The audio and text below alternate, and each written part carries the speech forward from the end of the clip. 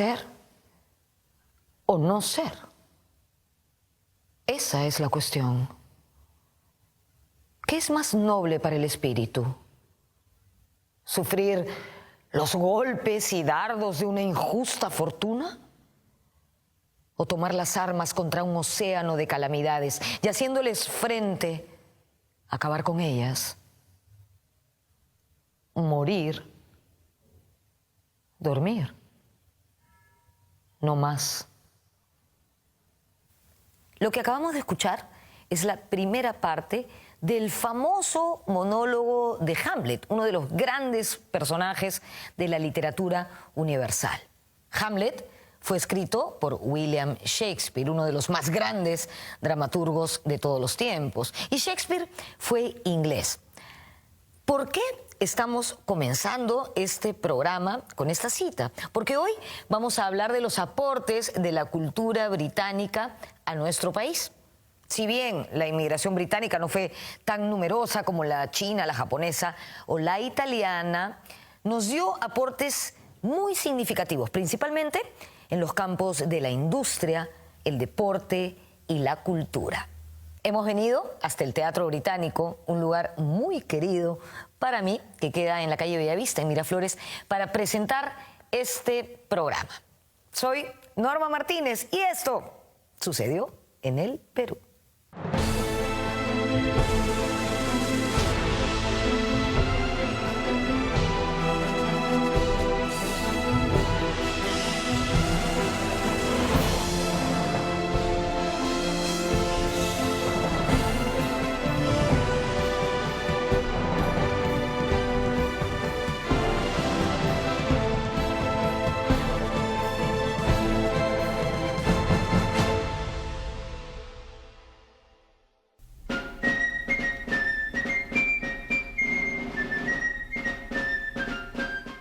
Unido de Gran Bretaña e Irlanda del Norte, que es como se llama oficialmente, es un Estado unitario europeo constituido por 4 naciones: Inglaterra, Escocia, Gales e Irlanda del Norte. De los británicos tenemos muchas referencias, íconos muy marcados: el rey Arturo, la familia real, el fútbol, Shakespeare, el té de las 5, el whisky, los Beatles, los Rolling Stones, Queen. En fin. Tenemos los reyes, la vida de los reyes, las guerras. Enrique VIII con sus 6 esposas, Lady Godiva, el rey Arturo, la mesa redonda, la reina Victoria, la India. Es inagotable en realidad la cultura británica. I'm still got my roots in Britain in that I love my British food. I find it very difficult here that I love my bacon, I love my cheese, I love what they call a pork pie.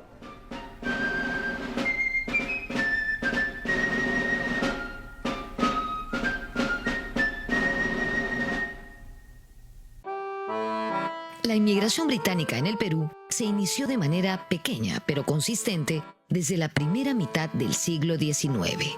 Antes lo que hubo fueron intercambios y, si nos ponemos estrictos, los primeros británicos que llegaron a nuestras costas en el siglo XVI fueron piratas y corsarios, como Richard Hawkins o Francis y John Drake. Este último purgó prisión en un convento de Lima por espacio de 2 años. Más tarde, en el siglo XVIII, llegaron a América Hispana funcionarios irlandeses católicos al servicio de España.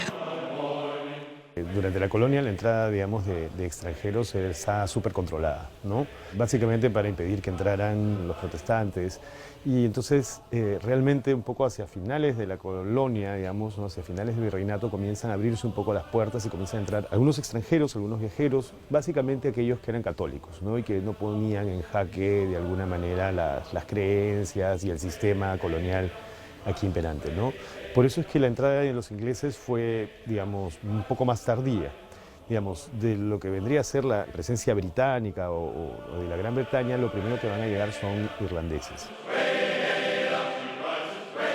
Uno de los irlandeses más destacados que llegó al Perú fue Ambrosio O'Higgins, quien llegó a ser gobernador de Chile y virrey del Perú. El caso de los inmigrantes irlandeses es muy interesante porque Es una inmigración muy antigua, digamos, antecede de alguna manera a la inmigración británica que viene después de la independencia, porque responde a una apertura que se da en los Borbones de empezar a abrir el comercio con Gran Bretaña y empezar a abrir las rutas de comercio entre las Indias y España a través de casas comerciales fundadas fundamentalmente por irlandeses en Cádiz. Estos irlandeses también son reclutados por la Casa de Borbón como ingenieros militares, que es el caso, por ejemplo, de Ambrosio O'Higgins. Ambrosio O'Higgins llega a América para construir una serie de fortificaciones militares, puentes, etc., y termina como virrey del Perú. Gran Bretaña fue la gran potencia mundial durante el siglo XIX, el siglo de las luchas por la independencia hispanoamericana. El Estado británico tenía simpatías por la causa independentista por dos motivos. Algunas personas del lado liberal, interés en que hubiera libertad, pero también interés económico. En ese contexto, un personaje importante fue el ministro inglés George Canning. Después del Congreso de Viena, en donde la corona británica decide, digamos, intervenir activamente en las independencias americanas y, en paralelo, en una lucha frontal contra el tráfico de esclavos. No hay que olvidar que Inglaterra es el primer país que declara la esclavitud ilegal. Y no solamente la declara ilegal, sino que inicia, a través de la Marina británica, una, digamos, persecución activa de buques de esclavistas. Entonces estos dos fenómenos se, digamos, juntan y Canning, digamos, es uno de los impulsores como ministro de Relaciones Exteriores de este apoyo de la corona británica a las independencias, lo cual explica la presencia de Vizcardo y Guzmán en Londres junto con Andrés Bello y otros personajes, y al mismo tiempo todo este influjo de militares que llegan al Perú fundamentalmente a través del Ejército Libertador del Sur, comandado por San Martín. Si bien el Estado británico simpatizó con la independencia americana, los soldados que vinieron a luchar a estas tierras lo hicieron en busca de oportunidades y no en nombre de la corona. Al final de las guerras napoleónicas, cuando han habido unas movilizaciones tan masivas, ha crecido tanto el ejército británico que necesitan ver cómo se reinsertan. Cuando hay guerra, la gente se moviliza y tiene una comisión, tiene un sueldo. Entonces, muchas de las personas que vienen, como Guillermo Miller, son veteranos de estas guerras en la península y están buscando oportunidades. En la independencia del Perú, destacaron 3 británicos: Thomas Cochrane, Jorge Martín Guise y Guillermo Miller. Cochrane ha armado un poco una carrera naval durante estos conflictos napoleónicos, pero también ve que para poder acceder a mayores premios, a mejores posiciones, necesita seguir incrementando su carrera, y Europa está en paz. Y los lugares donde presentan oportunidades son justamente en América Latina, y el gobierno chileno lo contrata con una comisión bastante generosa. Lo mismo sucede con Guise.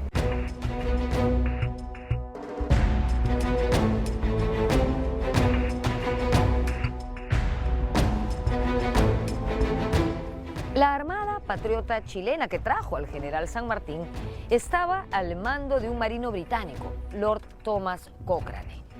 En 1819, Cochrane empezó a hacer incursiones de reconocimiento en la costa peruana e incluso atacó el Callao, pero no logró someter a los buques realistas ni a la fortaleza del Real Felipe, donde yo me encuentro en este momento.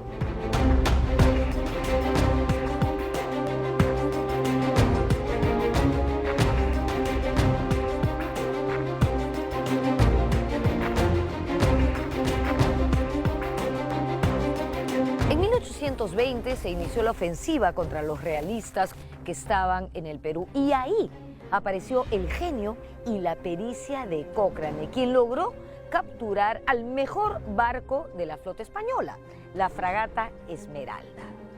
Este buque fue abordado sorpresivamente en el Callao la noche del 5 de noviembre de 1820.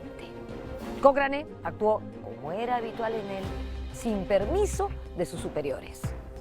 En la intensa lucha contra los realistas, Cochrane fue herido y tuvo que ceder momentáneamente el mando a un compatriota suyo, el también británico Martín Jorge Guise, quien fue considerado fundador de la Marina de Guerra del Perú.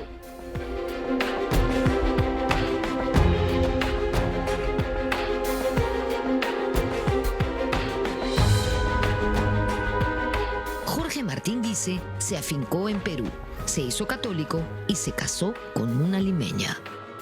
Guise es inglés y también tiene familia militar, hace una carrera militar, pero no está, digamos, a la altura en el rango y la posición que tiene Cochrane. Pero él es una persona, digamos, muy correcta, que hace su trabajo y funciona muy bien, sobre todo durante el bloqueo naval del año 19 con Cochrane. Luego ya empiezan los problemas porque Guise es más cercano a San Martín en el sentido de cómo conciben que se deben llevar los premios y las capturas de los diferentes barcos, y Guise se mantiene en el Perú. Él se casa con una mujer muy joven y además él muere en la guerra de Perú y Colombia. Entonces él tiene una vida un poco más corta y una vida que se queda aquí. En 1821, el Protectorado de San Martín envió una misión diplomática a Londres. Lo que quiere San Martín es cambiar el eje de la geopolítica peruana y virarla hacia el mundo anglosajón. Era la primera potencia en ese momento, un imperio, digamos, asociado desde muy temprano con distintos tipos de libertades, ¿no? Libertad de prensa, libertades económicas, libertades políticas. Entonces, busca, yo creo que San Martín, una asociación con la esfera británica, digamos, un poco para compensar la enorme influencia que había tenido España sobre sus dominios. San Martín quería una monarquía constitucional y pensó que el emperador podía ser un miembro de la familia real británica. Su primer candidato es alguien vinculado a la corona británica, pero que en ese momento ya no era parte de la corona británica, que es el viudo de la princesa Carlota de Gales, que es Leopoldo de Sajonia-Coburgo-Gotha. Leopoldo era el ex príncipe de Gales, era un miembro de la familia real británica, pero que ya no tenía ninguna función porque su esposa había muerto dando a luz a su única hija, que también murió. Era un candidato ideal. En el camino, digamos, cae el protectorado, entra Bolívar y los planes de ser una monarquía constitucional se acaban. Pero Leopoldo llega a ser el primer rey de los belgas, luego de haber rechazado no solamente la corona del Imperio peruano, sino la corona de Grecia. El ejército de Bolívar también estaba compuesto por algunos oficiales británicos. Bolívar manda a reclutar en Londres a británicos, tanto irlandeses como ingleses, algunos escoceses, y ellos llegan a la parte norte del continente y la mayoría muere por problemas de enfermedades tropicales. Pero algunos de ellos llegan a ser muy importantes con las fuerzas de Bolívar. Personas como Daniel Florencio Leary, James Burdett O'Connor.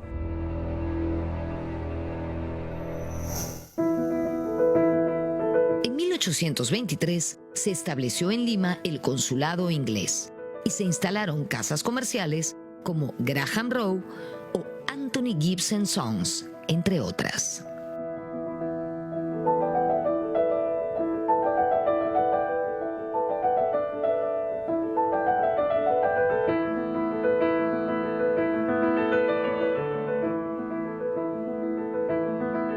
El cementerio británico fue creado en 1834 en el pueblo de Bella Vista.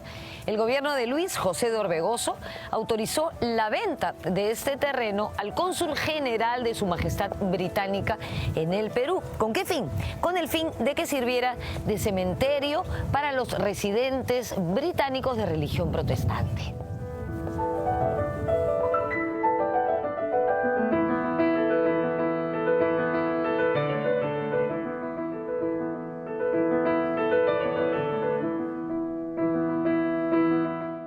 El general inglés William Miller, más conocido por nosotros como Guillermo Miller, fue un importante héroe de la independencia y fue quien organizó y entrenó al ejército peruano de 1823, cuando éramos una república naciente. También participó en las batallas de Junín y Ayacucho en 1824. En Ayacucho, de hecho, comandó la caballería. Miller, además, escribió unas memorias que dicen son muy interesantes. A diferencia de Guise y de Cochrane, no es de una persona de tanta alcurnia, pero viene de una familia con cierta comodidad y también se enrola en el ejército muy joven y hace la carrera en las guerras peninsulares, es decir, él va a España y pelea con Wellington en esas campañas. Entonces, cuando él llega a América Latina, él ya habla español, él conoce gente, mucha gente española. Incluso se encuentra aquí a realistas que en el pasado han sido compañeros de armas de él. Ahora, Miller es un personaje impresionante porque él sufrió un ataque muy fuerte cercando la costa peruana en el 19, donde casi muere.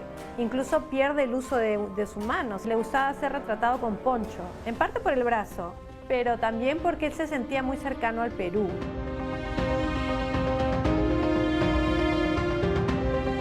Miller pasó sus últimos años en Lima y cuando sintió cercana la muerte, pidió que lo llevaran a un buque británico que estaba anclado en el Callao. De hecho, murió en ese buque en el año 1861, cuando tenía 66 años. En su hígado se encontraron 2 balas. Miller fue enterrado aquí, en el cementerio británico, pero en 1926 sus restos fueron trasladados hasta el Panteón de los Próceres, que queda al lado de la Casona de San Marcos, frente al Parque Universitario. En este cementerio encontramos todavía un homenaje de la nación peruana a su figura.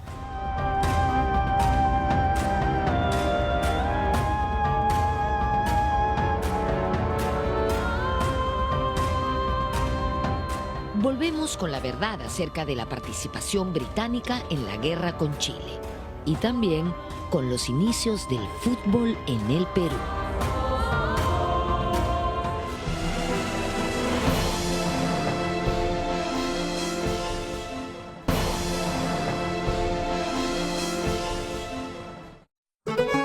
Como dijimos al inicio del programa, si bien en términos cuantitativos la inmigración británica es mucho menor que la italiana, japonesa o por supuesto la china, su singularidad radica en otro aspecto.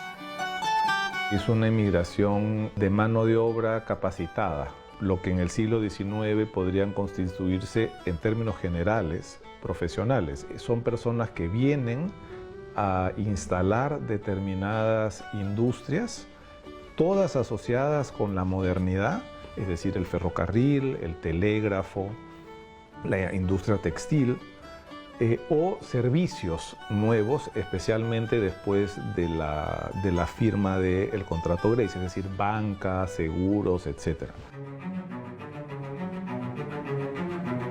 Durante la guerra con Chile hubo varios peruanos con ancestros británicos que ofrendaron sus vidas. Es el caso del almirante Guillermo Moore y el teniente coronel Ricardo O'Donovan, que murieron en la batalla de Arica. Por otro lado, mucho se ha dicho acerca de la participación británica en esta guerra. Yo creo que el texto de Glauco Seoane, que es hecho sobre la base de archivos británicos, en el caso puntual de una casa comercial, pero probablemente la casa comercial más importante en ese momento, que era la casa Gibbs, él prueba, digamos, que la Cancillería británica no tuvo ninguna preferencia por ninguno de los lados que peleó en la guerra. No está en la geopolítica británica querer favorecer a determinado país en ese momento. Poco se ha resaltado la participación británica en defensa de la capital durante la invasión, en enero de 1881.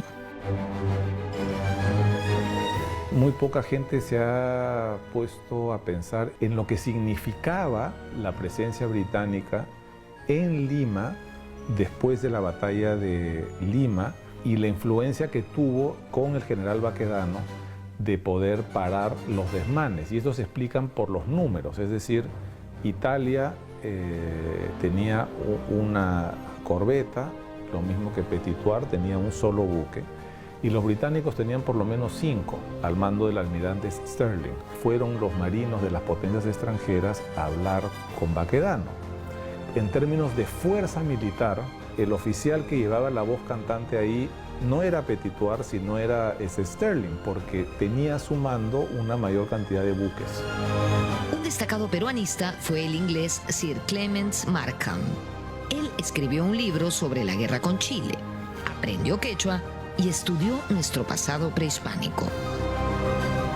Con sus investigaciones, con sus recolecciones de semillas, el libro sobre su viaje al Cusco me parecía un libro que mostraba un Markham más con una mirada que penetraba más en la historia social, o ni siquiera en la historia social, sino que para ese momento en lo que podía ser la sociedad andina y la sociedad peruana en ese momento, pero siempre mirando, sí, desde una perspectiva histórica, ¿no? Con una lectura, muy bien consolidada sobre la historia del Perú, sobre los incas.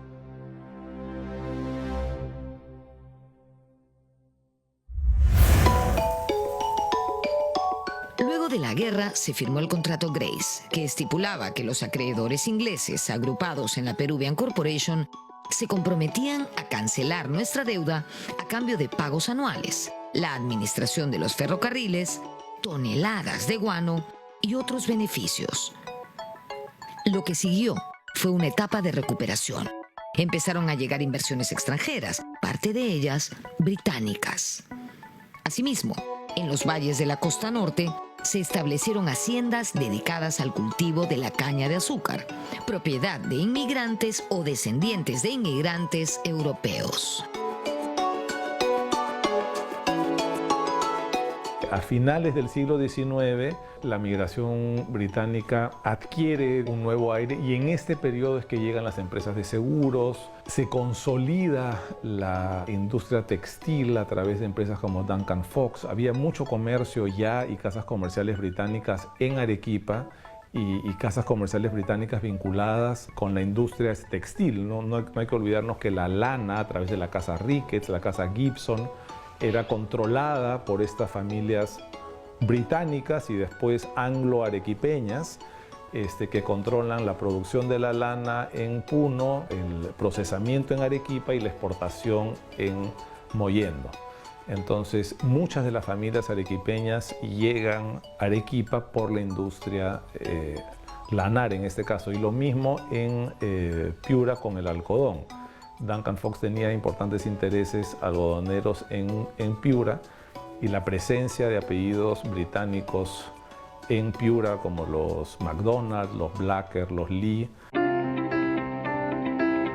Mi padre vino al Perú en 1919 cuando lo soltaron de la Primera Guerra y él se casó con una de las 6 hijas de su jefe en esa firma Graham Rowe, que era una firma muy grande inglesa, así que ellos importaban y ellos se llevaban de aquí piedras, minerales y otras cosas. Mi padre llegó al Perú después de la Primera Guerra Mundial, más o menos por el año 18, 19. Fue contratado por la International Petroleum Company, ¿no? Trabajó varios años en Talara. Mi padre renunció a la International Petroleum para venir a Lima y fundar su propia compañía. Esta compañía se llamó Morris y Montero. Y tú podrás ver acá esta placa donde dice Morris y Montero, que la guardamos como recuerdo, ¿no? Tenemos la diagonal de Miraflores que fue construida por la compañía de mi padre.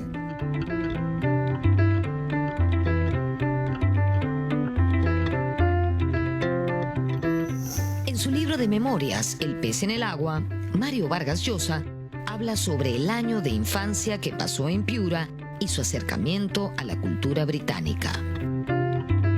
Me contó mi suegra que cuando el abuelo de Mario era prefecto en Piura, la mamá fue a vivir con Mario y se hicieron muy amigas, mi suegra Pepita y la mamá de Mario.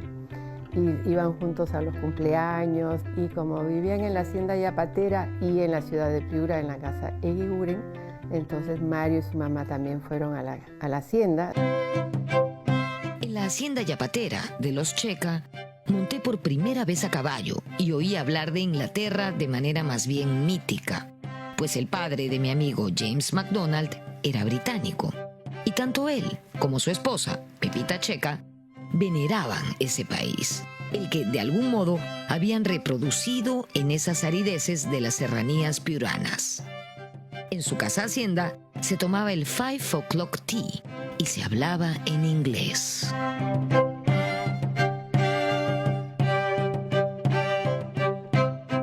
Regresamos con la aparición del tercer equipo de fútbol más antiguo del mundo. Sí, fue aquí, en el Perú.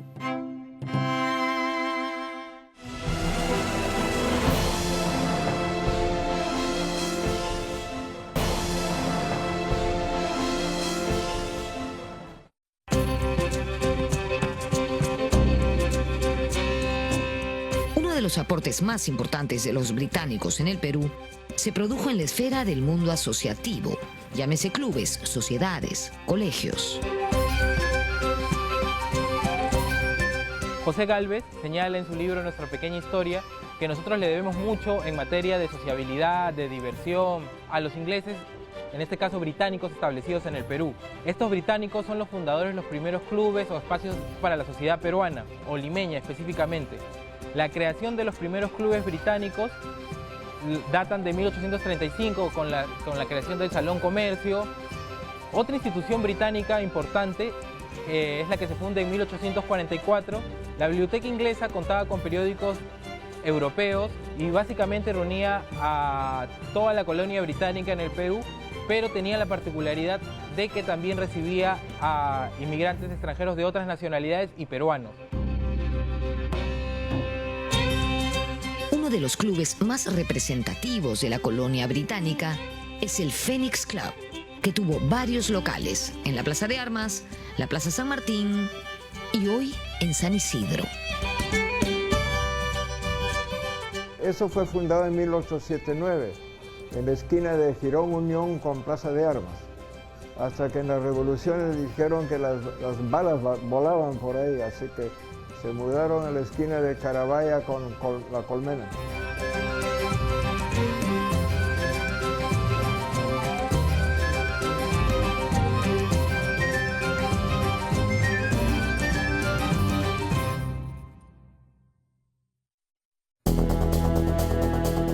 Después de la guerra, y sobre todo en las primeras décadas del siglo XX, los deportes practicados por los ingleses suscitaron un gran impacto entre los peruanos.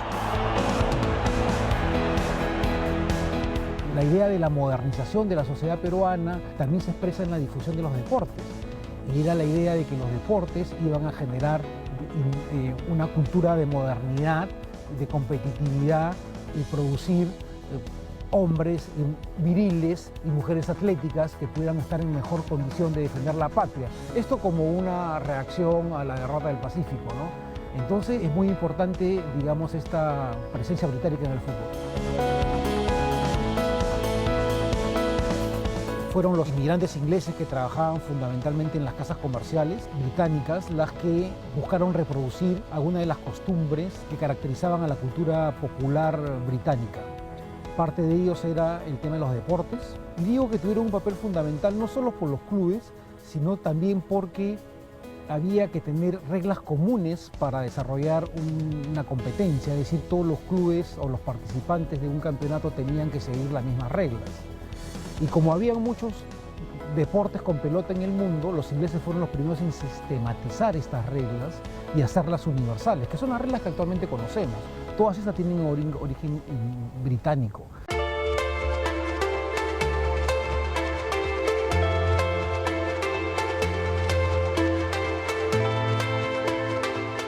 El primer club deportivo fundado por los británicos en el Perú en 1859 fue el Lima Cricket.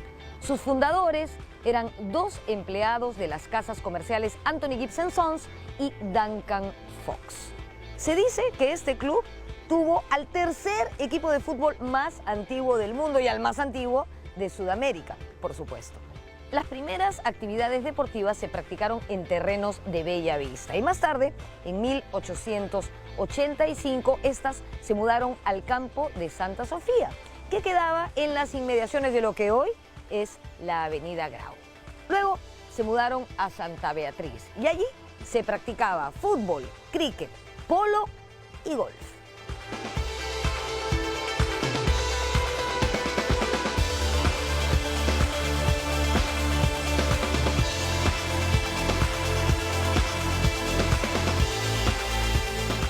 En 1906 adoptaron la denominación Lima Cricket en Fútbol Club y en la década de 1930 se trasladaron al local que ocupan hasta el día de hoy en Magdalena.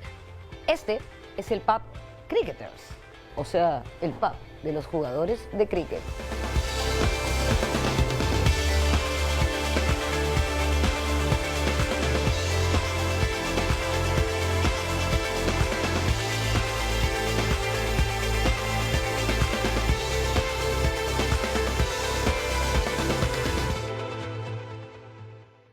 Primero estuvieron en la avenida Grau, en La Victoria, que era terreno del gerente del ferrocarril central en esa época, Meigs. Entonces parece que él no los quería, así que les dio su aviso que se fueran.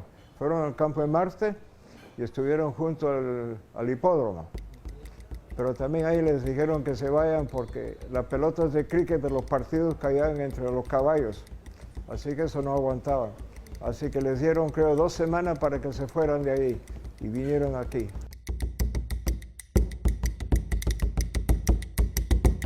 Este club fue fundado en 1859, primero para la práctica del cricket, pero luego tuvo una apertura hacia otros deportes, lo que era el fútbol, que en una primera instancia el fútbol no cumple un papel, digamos, lúdico, buscaba formar personas más civilizadas, industriosas, vigorosas, a imitación de estos ciudadanos o estos gringos, como los llamaban los pobladores del Callao, los cuales se fueron imbuyendo en estas prácticas deportivas y sociales, creando sus nuevos clubes.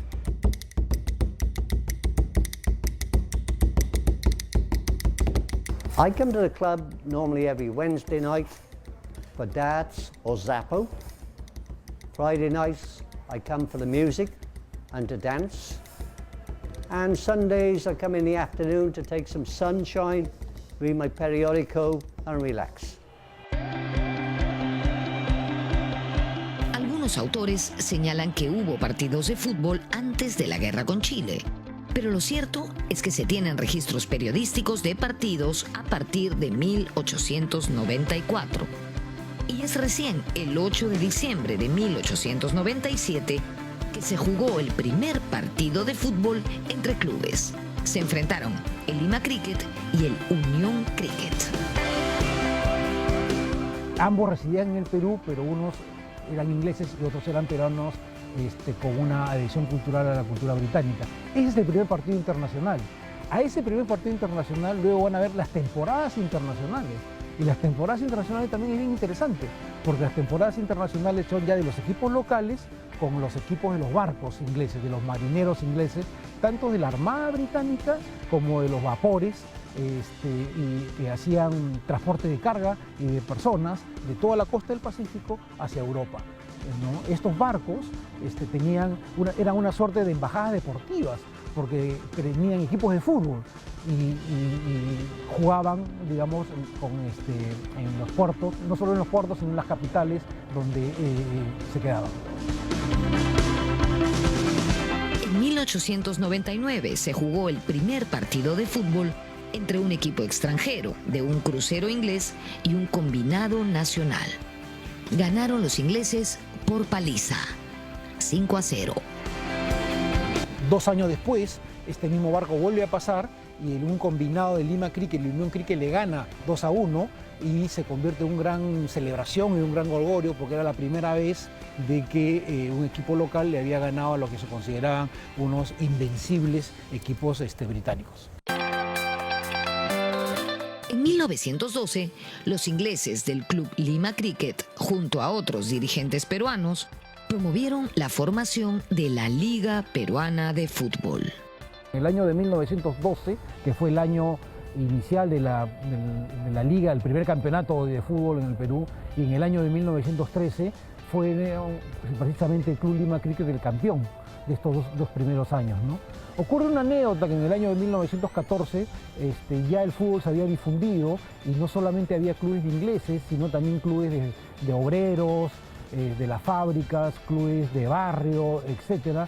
Y entonces la competencia, la composición de la liga con los clubes fue cambiando.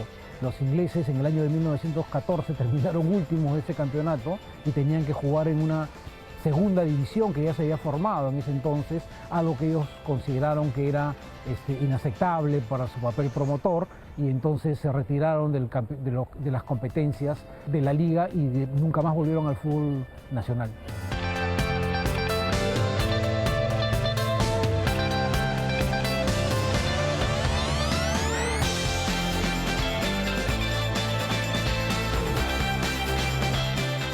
Con motivo del centenario de nuestra independencia, las colonias extranjeras en nuestro país nos hicieron importantes regalos.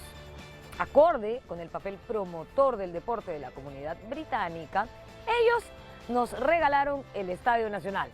No, mentira, no es así tampoco como que nos regalaron el Estadio Nacional. Nos regalaron parte del Estadio Nacional que empezó a construirse en este mismo lugar donde existe hoy el Estadio que conocemos. Antes había una antigua canchita, pero aquí se comenzó a construir el estadio en el año 1921. Fue inaugurado el 29 de julio de 1923 con la presencia del mismísimo presidente Leguía.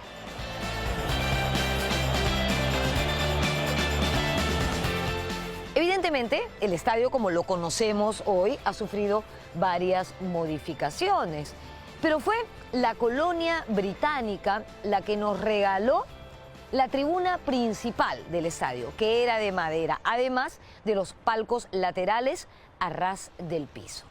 Ellos también trajeron césped desde Inglaterra y una cancha auxiliar. El Estado peruano se hizo cargo de baños, camerinos, la pista atlética, la cancha de tenis y el resto de los palcos.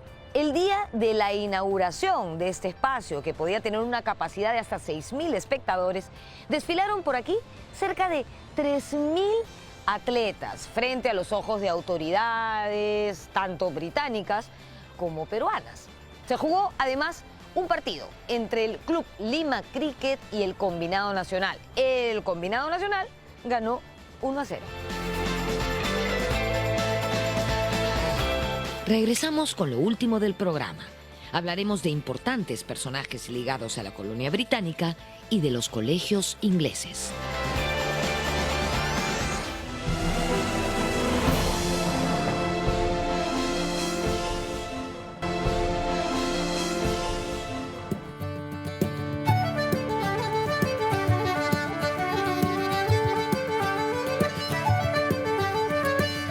La presencia británica en el Perú la podemos encontrar por todas partes. En materia política, hemos tenido un presidente nieto de británico, Guillermo Billinghurst, además de ministros y primeros ministros, hijos y nietos de británicos. Nuestra bebida de sabor nacional también tiene rastros británicos. Un caso emblemático es el de la familia Lindley, ¿no? Joseph Robinson Lindley, que llega a finales del siglo XIX, con su hijo, también nacido en Inglaterra, crean esta fábrica de bebidas gaseosas, y el hijo, que también se llamaba Joseph Lindley, es el inventor de la Ica-Cola en 1935. Entonces, este símbolo de peruanidad, la bebida de sabor nacional, es digamos, inventada por una persona que venía del norte de Inglaterra.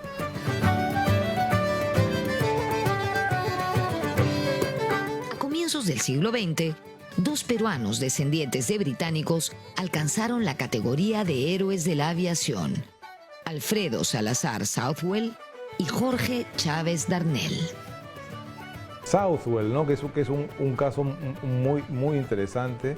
llega con Ramón Castilla a modernizar otra vez la Casa de la Moneda, otra vez esta idea de modernidad asociada con lo británico, y cuando llegan los chilenos efectivamente esconde los cuños, y ese personaje es el abuelo de Alfredo Salazar, el del Parque Salazar, el héroe de la aviación es Alfredo Salazar Southwell.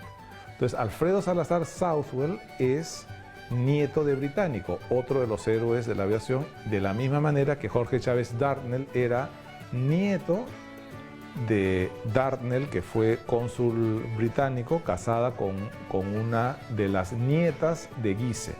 Entonces Chávez era bisnieto de Guise. En la batalla de Zarumilla, en el conflicto con Ecuador de 1941, tuvimos varios héroes, entre ellos el capitán del ejército Juan Anselmo Joile. Sí, también descendiente de británicos. Además de clubes, los británicos fundaron asociaciones culturales e instituciones educativas. En la primera mitad del siglo XX se fundaron los colegios San Andrés, San Silvestre y Markham. Además, en 1937 se fundó la Asociación Cultural Peruano-Británica, más conocida hoy como el Británico. Yo salí de Radio Central, renuncié a Radio Central y al poco tiempo me llamó don Genaro Delgado Brandt, el padre de los Delgado Parker, para que entrara a Panamericana Radio, que se fundó en el año 53. Y me dieron a cargo la discoteca y hice un programa propio que se llamó La Revista Británica. Tenía el auspicio de las compañías británicas de esa época. En la Revista Británica era música británica exclusivamente. Hice entrevistas a varios prominentes británicos, uno de ellos el señor John Harriman. John Harriman fue director del Consejo Británico y también director de la Asociación Cultural Peruano-Británica, que ahora se llama Británico.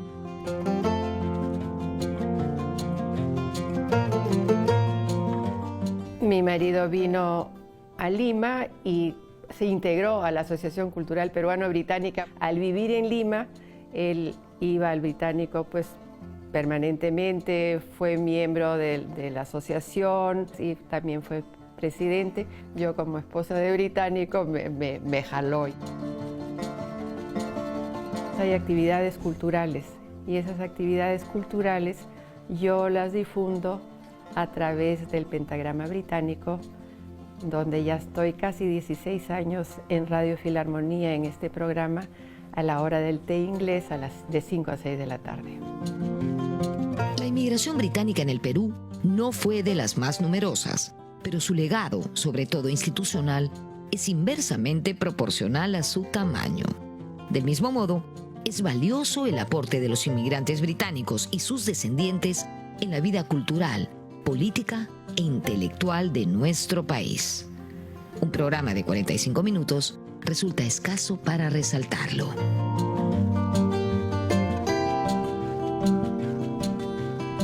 En la vida intelectual, ¿no? Tienes Macedonio de la Torre Collard, nieto de británico, Doris Gibson, hija de Percy Gibson, de esta digamos, dinastía de los Gibson, una familia vinculada hasta el día de hoy con las letras. Bryce, que desciende de dos escoceses que llegan al Perú y hacen una verdadera fortuna vinculada a la industria naval. En el mundo del espectáculo, Kiko Ledgar, nieto de británico.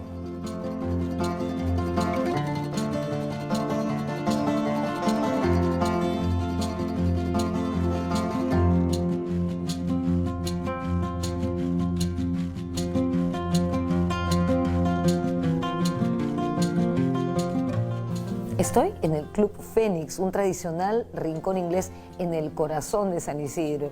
Y he venido hasta aquí para, de paso que despedimos el programa, tomarme un té. Ya saben, el té es fundamental en la cultura británica, sobre todo a las 5 de la tarde. Espero que hayan disfrutado de este programa. Nos vemos en la próxima.